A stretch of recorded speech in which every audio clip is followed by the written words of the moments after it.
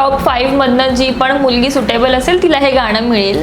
मी खूप स्वामींना थँक्यू बोलते की मला हे चान्स मिळालं, मला जे हवं होतं ते मला मिळालं. लहानपणापासून आत्तापर्यंत जशी बाई मोठी होते तसं त्या प्रत्येक फेजमध्ये तिला जायला लागतं. सो हे या गाण्याचा मेन उद्देश आहे. स्टार्टिंगला ॲक्च्युली खूप जास्त मी नर्वस झाली होती, तेव्हा मी खूपदा चुकलीसुद्धा. तेव्हा मग दीदीने मला खूप सांभाळून घेतलं की ठीक आहे, इट्स ओके, होतं. लीड करते मी, बॅकग्राऊंड डान्सिंग करायच्या आधी आणि आता मी लीड करते. म्हणजे माझं स्वप्न आहे आणि ते मी अचीव होतं आहे माझ्या ड्रीम्समध्ये. सो मग खूप एक वेगळीच फिलिंग आहे ती माझ्यासाठी. सो श्रावण क्वीन मी गेल्या वर्षी केलं होतं आणि तेव्हाच जेव्हा कळलं होतं की सप्तसूर म्युझिक स्पॉन्सर करते तर मजा आली होती. आणि सर म्हणाले होते की टॉप 5 मधनं जी पण मुलगी सुटेबल असेल तिला हे गाणं मिळेल.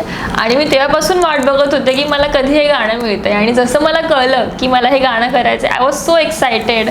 माझं असं झालं की मला करायचं आहे, खूप बेस्ट करायचं आहे. So thanks to Saptasur music, thank you for giving me a chance. आणि खूपच सुंदर कमाल गाणं झालं, तुम्ही बघू शकता. सो येस, मी खूप एन्जॉय केलं.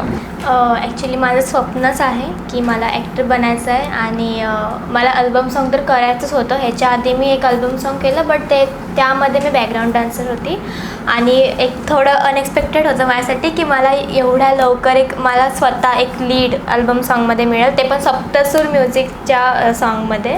आणि जेव्हा मला हे कळालं की मला सप्तसूर म्युझिककडून आलं आहे, तेव्हा तर एक वेगळीच एक्साइटमेंट होती मला. आणि जेव्हा हे गाणं मिळालं तेव्हा तर खूप एक ब्लेस फील झालं की मी खूप स्वामींना थँक्यू बोलते की मला हे चान्स मिळालं, मला जे हवं होतं ते मला मिळालं. आणि सॉन्ग पण खूप जास्त छान आहे, स्नेहाताईचा आवाज वगैरे सगळं. सो एक वेगळीच एनर्जी आहे सॉन्गमध्ये.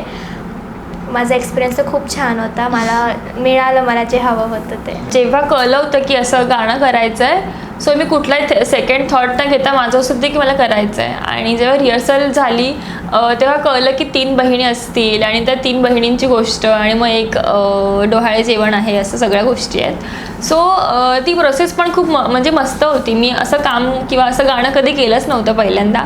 सो पूर्ण प्रोसेस खूपच ओव्हरवेल्मिंग होती. आणि आता जेव्हा गाणं आलं तर त्याच्यानंतर असं वाटतं की हां, ते मी खूप एन्जॉय केलं. अशी अजून गाणी मला मिळू देत आणि असं अजून सगळं छान होऊ देत.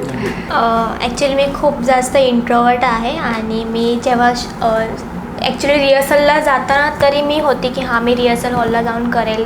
पण जसंच माझं होतं की मी खूप लोकं बघते किंवा काय होतं, तेव्हा थोडं मला नर्वसनेस येतो. पण तेव्हा पण दीदीने लगेच माझ्यासोबत एक अशी भेट दिली मला की ते एक असं पहिल्यांदा भेटते असं नव्हतं वाटलं. असं वाटलं की पहिले पण भेटली आहे मी. सो रिहर्सलपासूनच ती मला खूप कम्फर्ट देत होती. इवन गायत्री ताईसुद्धा आमची कोरिओग्राफर, ती पण खूप गोड आहे. म्हणजे ती पण खूप एक प्रत्येक स्टेप खूप छान ह्याच्याने सांगत होती आम्हाला. आणि जेव्हा विसरायला होत होतं तेव्हा ती कंटिन्यू आम्हाला काउन्सल करत होती की मी असणार तिकडे, तुम्ही नका टेन्शन घेऊ. आणि जेव्हा आमचं शूट चालू होतं तेव्हा ती कंटिन्यू आम्हाला एक म्हणजे कुठे आम्ही चुकतोय तर मग ती आम्हाला सांगत होती स्टेप्स वगैरे. आणि शूट चालू असताना पण मी स्टार्टिंगला ॲक्च्युली खूप जास्त मी नर्वस झाली होती, तेव्हा मी खूपदा चुकलीसुद्धा. तेव्हा मग दीदीने मला खूप सांभाळून घेतलं की ठीक आहे, इट्स ओके, होतं करून. इवन टीमसुद्धा एवढी छान आहे की एखादा पण असं इरिटेट होऊन असं काही नव्हतं. म्हणजे खूप पेशन्सली सगळ्या गोष्टी हँडल करत होते. खूप आवडलं मला. डोहाळे जेवणाची गाणी खूपच कमी आली आहेत, आपल्याला माहिती आहे. पण या गाण्यात असं आहे की फ्लॅशबॅक पण दाखवला आहे, 2 लहान मुली पण दाखवल्या आहेत. सो लहानपणापासून आत्तापर्यंत जशी बाई मोठी होते तसं त्या प्रत्येक फेजमध्ये तिला जायला लागतं.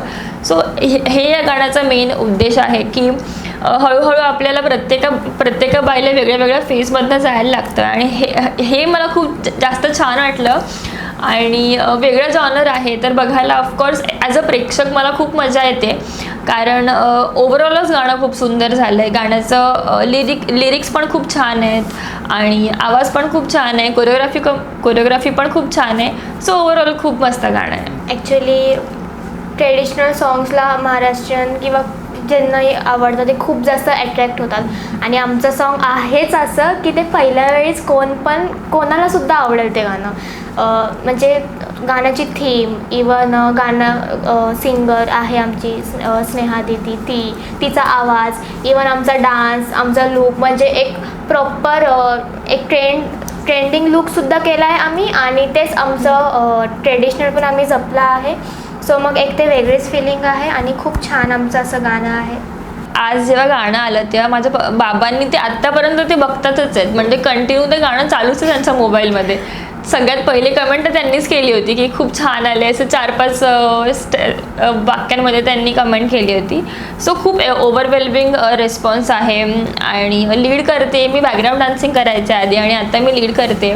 सो ही पण प्रोसेस खूप जणांना माहिती आहे, माझ्या फ्रेंड्सना, फॅमिलीजला, रिलेटिव्सना. सो त्यांना पण खूप प्राऊड वाटतं आहे की हां आता इथपर्यंत आली तर अजून पुढे काहीतरी छान करेल नक्कीच. ओव्हरवेल्मिंग वाटतं आहे खूप आणि एक्साइटमेंट पण आहे खूप. सगळंच ओव्हरऑल छान वाटतं आहे. येस, ॲक्च्युली सगळ्यात जेव्हा गाणं आऊट झालं तेव्हा माझी आजी, जी मम्माची मम्मी आहे, ॲक्च्युली तीच खूप असं असतं की म्हणजे माझं काही नॉर्मल रील्स वगैरे सुद्धा असेल तरी ती कंटिन्यू बघत असणार. इवन म्हणजे माझ्या पप्पांची फॅमिली पण म्हणजे सगळेच खूप सपोर्टिव्ह आहेत, मम्मीची पण पप्पाची पण. सो मग जेव्हा सांगितलं की माझं अल्बम सॉन्ग येणार आहे तर सगळेच खूप जास्त खुश होते. खूप म्हणजे एक वेगळीच त्यांच्यामध्ये पण खूप जास्त एक्साइटमेंट भरून होती.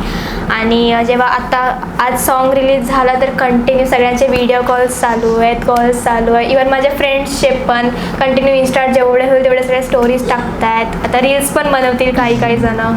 सो मग सगळ्यांचाच रिस्पॉन्स खूप छान आला आम्हाला. इवन माझे पप्पा पण थोडे इमोशनल झाले, मम्मी पण झाली, आजी बाबा सगळेच इमोशनल झाले.